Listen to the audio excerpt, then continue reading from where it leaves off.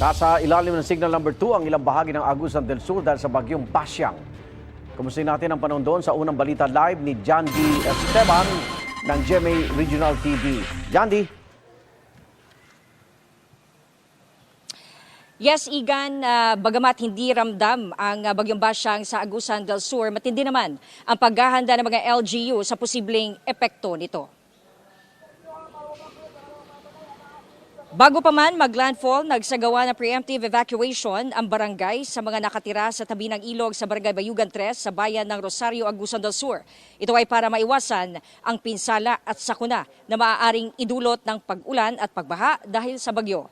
Nasa 54 na individual ang nailikas kabilang ang mga bata at matatanda. Pansamantala silang tumutuloy sa paaralan na nagsisilbing evacuation center.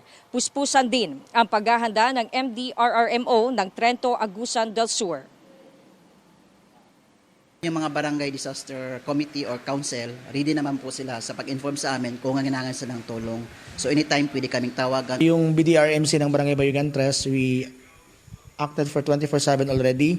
Handa na kami, tsaka yung mga tao namin, medyo handa na rin.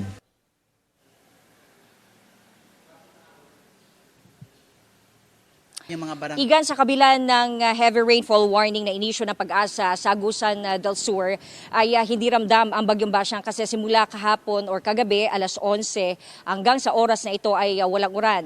Wala ring naitalang casualty at damages. Igan.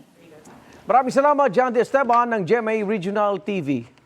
Igan, mauna ka sa mga balita, mag-subscribe na sa GMA Integrated News sa YouTube para sa iba't ibang ulat sa ating bansa.